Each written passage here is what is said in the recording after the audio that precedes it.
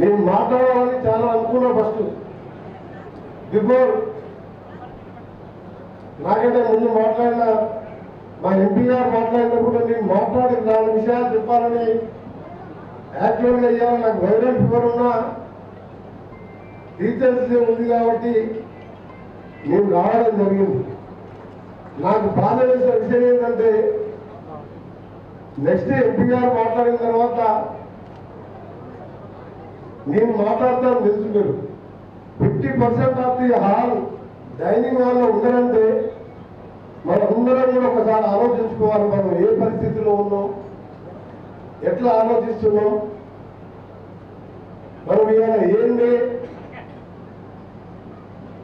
Teachers day అంటే ఏంటది మామూలు రోజా? ఇది గురు బ్రహ్మ గురు విష్ణు గురుదేవ మహేశ్వర గురు సాక్షాత్ పరబ్రహ్మ తస్మై శ్రీ గురువే నమః. అలాంటి గురువును జయగా సర్వేపల్లి రాధాకృష్ణ బర్త్డే, రెండవ రాష్ట్రపతిగా టీచర్ స్థాయి నుంచి రాష్ట్రపతి అయిన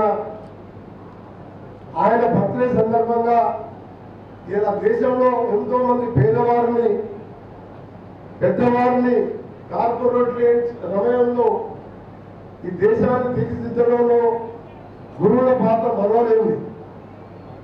అలాంటి టీచర్స్ డే సందర్భంగా మీరు కూడా ఈ విధంగా చేయడం నాకు మాత్రం ఒక 5 నిమిషాలు మనసు బాగా అనిపించి నేను వెళ్ళిపోదామని చెప్పి అనుకున్న సమయంలో కలెక్టర్ గారిని రిక్వెస్ట్ చేసి ఆగడం జరిగింది.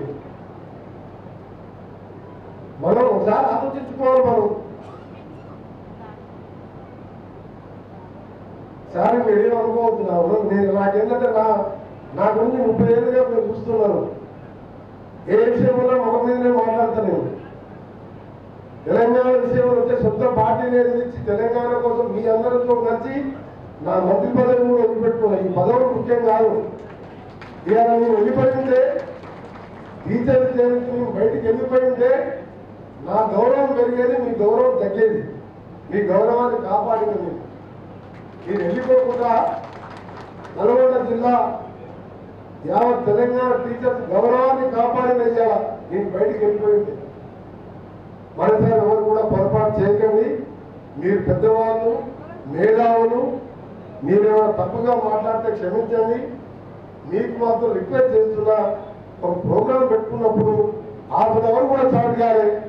1/2 అవర్లోనే ఓపెన్ మెసేజ్ ఏంటంటే మీ చేతిలో భవిష్యత్తు ఉన్నది, తెలంగాణ భవిష్యత్తు, దేశ భవిష్యత్తు ఉన్నది.